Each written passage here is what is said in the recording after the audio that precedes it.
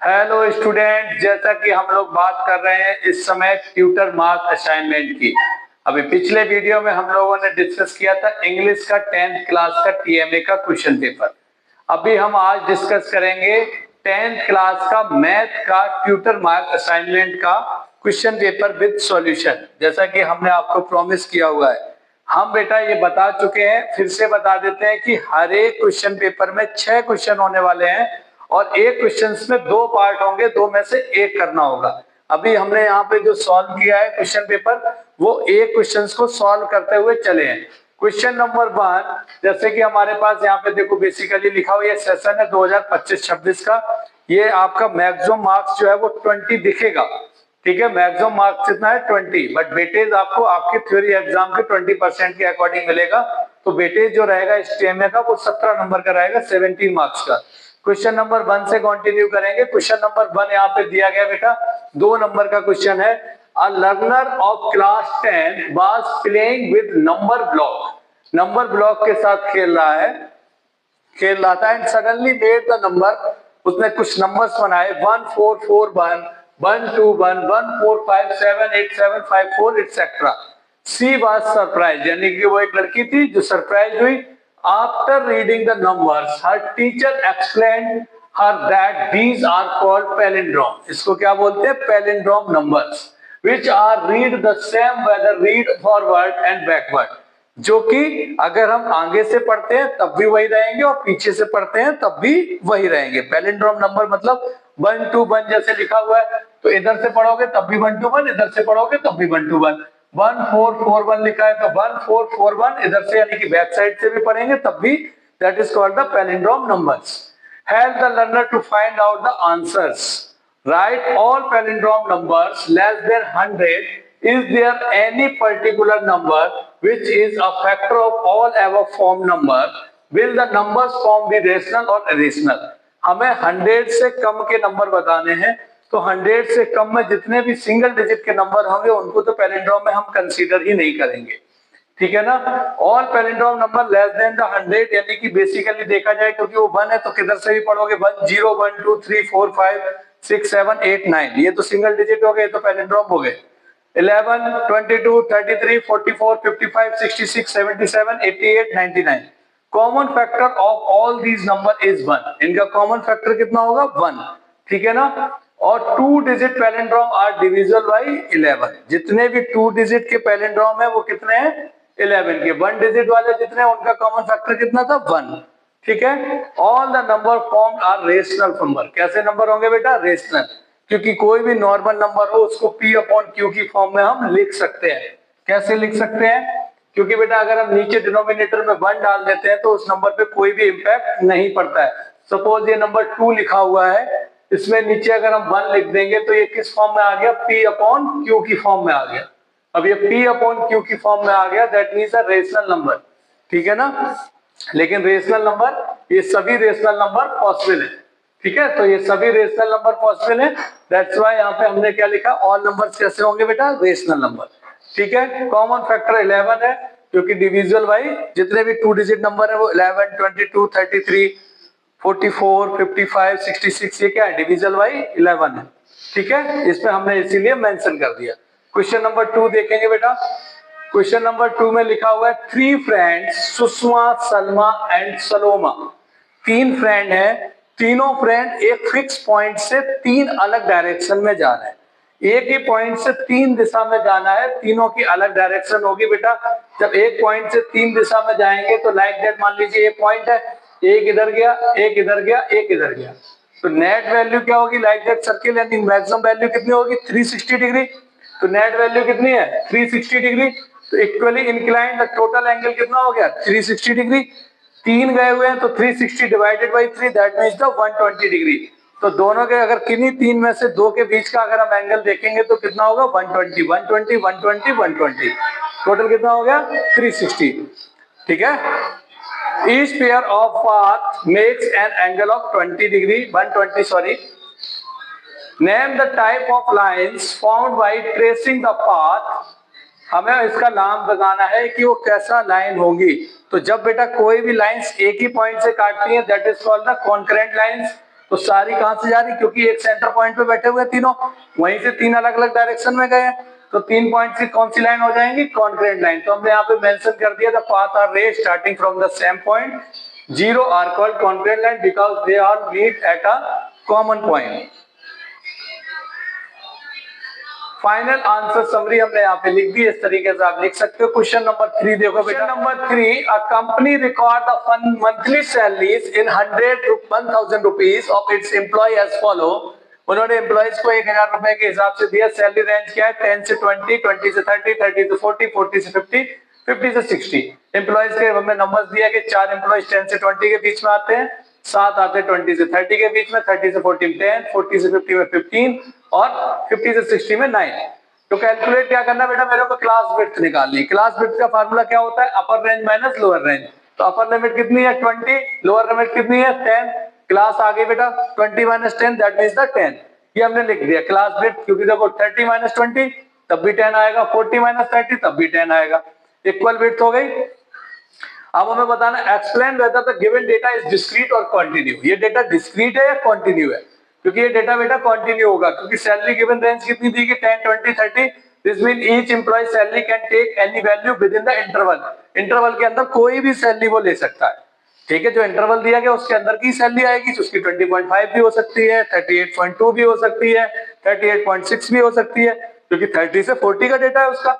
तो इस तरीके से हमने एग्जांपल लिखे, such data can take any value within a range, कोई भी वैल्यू ले सकता है। तो therefore that means a continuous. कैसा होगा बेटा data, continuous, because salary is a measurable quantity है। कैसी है, मेजरेबल है, इसे नाप सकते हैं, इसलिए ये कैसा होगा, कंटीन्यूअस। ये हमने यहां मेंशन कर दिया, तुम लिख सकते हो, देख सकते हो।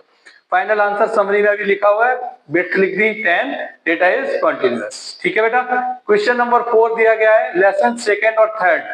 There is a door whose upper half part is made of semi-opaque glass with a wooden frame. इससे बना हुआ है wooden frame से। The ratio of length and width of upper half part is 5:3। कितने में बना है, 5:3 में। If we subtract 0.5 feet from the breadth and 1 feet from the length, अगर हम दोनों में से घटा देते हैं तो we get dimension of glass portion, हमें ग्लास का डायमेंशन मिल जाता है। ठीक है, तो लेंथ हम गिलास की क्या मान लेंगे बेटा, ऊपर वाले को हमने मान लिया 5x, नीचे को मान लिया 3x, क्योंकि रेशियो दिया गया 5 और 3 का।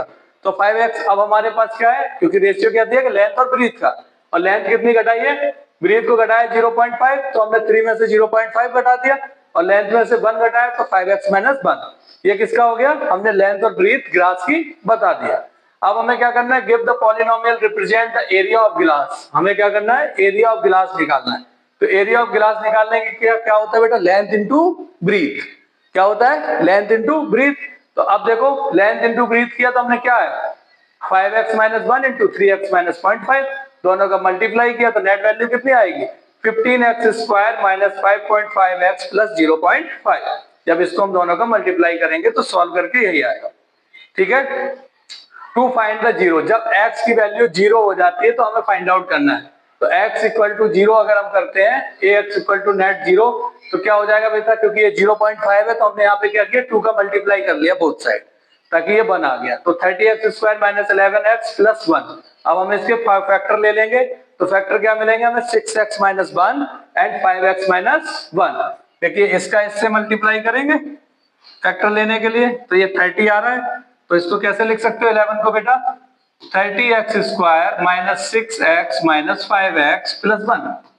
कॉमन लेंगे हम कितना, इसमें कितना आ जाएगा बेटा 6 कॉमन आ जाएगा, 6x कॉमन आएगा तो कितना बचेगा अंदर 5x माइनस 1, और इधर माइनस 1 कॉमन आ जाएगा तो 5x माइनस 1। तो 5x minus 1 and 6x minus 1, दो आगे वैल्यू, दो फैक्टर आ गए बेटा।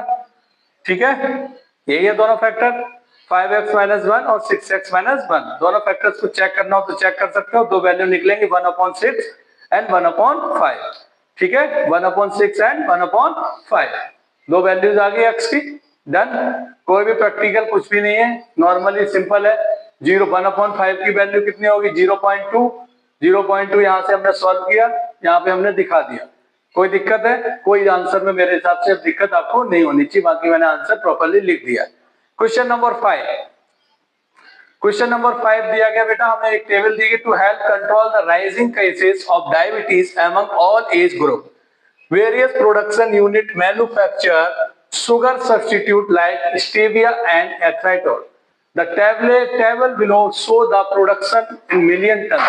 किसमें दिया गया है? मिलियन टन में। Sugar substitute by 6 production unit in India, 6 unit के द्वारा बनाया जा रहा है। अप्रैल में इतना बनाया गया, मई में इतना बनाया गया, जून में इतना, जुलाई में इतना और अगस्त में इतना। इन विच मंथ यूनिट बी, यानी कि बी के अकॉर्डिंग चलना है, यूनिट बी के according, a contribution of approximately 15% of total production, यानी कि यहाँ पे B के द्वारा 15% कंट्रीब्यूशन किया गया है, वो हमें देखना है। ठीक है, तो टोटल प्रोडक्शन कितना हुआ अप्रैल में, हमने सबको जोड़ दिया, मई में सबका जोड़ दिया, जून में जोड़ दिया, जुलाई में जोड़ दिया, एंड इसमें ऐड कर दिया। B का प्रोडक्शन कितना है? 180, 175, 160, 167, 150। हमने सबका परसेंटेज निकाला, परसेंटेज निकालना तो सबको आता होगा, परसेंटेज निकाला तो इसका 17% निकला, इसका 16, इसका 14, इसका 14.70, इसका 13.47। तो 14.70 दैट इज अप्रोक्सीमेटली टू 15। तो इसका आंसर क्या हो जाएगा बेटा? Month of June. जून के मंथ में ये, ठीक है, जून के मंथ में नहीं, जून के मंथ में 15, जुलाई का मंथ होगा बेटा, यहाँ पे थोड़ा सा करेक्ट कर लो। यूनिट क्या होगी? जुलाई के मंथ की होगी 14.7। ठीक है, 14.47 तो हाफ के बराबर आ जाएगा। 14.70 जो है वो 15 के अकॉर्डिंग होगा। ऑप्शन इसका ये करेक्ट होगा, यानी कि जुलाई। ऑप्शन यहाँ पे करेक्ट हो जाएगा बेटा, जुलाई। ठीक है, जुलाई का ऑप्शन हो जाएगा करेक्ट, क्योंकि 14.70 अप्रोक्सीमेटली 15 के बराबर माना जाएगा।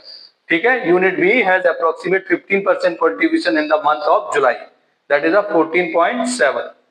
ओके, इसको एक बार करेक्ट कर लेना, देख लेना। ठीक है, स्टूडेंट हो गया वो 14.47 हो गया जून का। डन हो जाएगा, आगे बढ़े। Which unit shows continuous increase in production? कौन सा यूनिट इंक्रीज कर रहा है? ए यूनिट जो है देखो, पहले 310, फिर 318, 320, 326, 327, बाकी किसी में बढ़ रहा है नहीं, तो ए यूनिट का कंटिन्यू इंक्रीजिंग हो रहा है। Case of unit F, in which pair of month the production was equal, कौन से दो मंथ में प्रोडक्शन बराबर किया एफ ने? तो 130, 130, जून और जुलाई। कौन सा आंसर आ जाएगा बेटा? जून एंड जुलाई। ठीक है, तो production was in equal. Question इसका फोर्थ पार्ट क्या लिखा? इन month July how many units have the contribution more than 25%? तो जुलाई का हमें कंट्रीब्यूशन निकाल लेना। जुलाई का टोटल हमें दिया गया है, 25% से ज्यादा किसने दिया है? कंपेयर ईच हम सबको निकाल रहे हैं। ए का निकालेंगे 326, जुलाई के मंथ का 167, 187, 180, 146, 130। ठीक है, हमने पूछा कितना गया है? 25%। तो 25% more than 25% contribution unit A. देखिए बाकी सब इससे कम है, इसका 326 है, बाकी सब कम है, तो मोस्टली डायरेक्टली हमारे पास आंसर निकल गया, बाकी हमने यहाँ से सॉल्व कर लिया। ठीक है, तो 25% हमारे पास यूनिट किसकी रहेगी? यूनिट ए का आंसर आ गया बेटा। फाइनल समरी के तौर पे भी हम ऐसे आंसर लिख सकते हैं। लास्ट क्वेश्चन दिया गया, question number 6, draw 3 different set of 2 triangle of any dimensions, check by paper cutting and overlapping method they are the congruent triangle or not। congruent है या नहीं है? तो हमने ट्राइंगल लिए 3 different set of 2 triangles on a dimensions, for example 3 4 5 3 4 5 4 5 6। ठीक है, triangle number 2 हमने लिया 3 4 5 6 8 10 5 5 8। ठीक है, कैसे होंगे? कॉन्करेंट होंगे, सिमिलर है but not concurrent, neither concurrent neither similar. 3 अलग अलग हमने इसके ले लिए। पेपर कटिंग और ओवरलैपिंग, पहले हम क्या देखा हमने? कॉन्करेंट दिख ले कंप्लीटली, यानी कि ओवरलैपिंग करेंगे तो कंप्लीटली ओवरलैप हो जाना चाहिए, that means concurrent. Second pair does not overlap but has all angle equal, that means similar, क्योंकि वो ओवरलैप नहीं हो रहा है लेकिन एंगल्स बराबर हैं, तो that means similar. Third pair does not match, यानी ना तो वो ओवरलैप हो रहे हैं ना उनके एंगल बराबर हैं, तो neither concurrent nor similar. Second part में इसके क्या पूछा गया? 2 triangle are similar if their corresponding angles are equal and corresponding sides are in the same ratio। ठीक है, थर्ड वन में similar figure are those that have the same shape but not necessarily the same size। दिखने में एक जैसे होने चाहिए but size same नहीं होने पे उनको हम सिमिलर बोलेंगे। ठीक है, तो हमने पूरे पॉइंट्स लिख दिए बेटा यहाँ पे। फोर्थ पॉइंट में पूछा गया draw 2 circle of radius 5 and 7, all circle are similar each other because they have the same shape, their radius are proportional. Radii कैसी है, प्रोपोर्शनल में। ठीक है, now draw a circle of 3 points A, B, C on its circumference so that they are equidistant from each other like vertices of a equilateral triangle.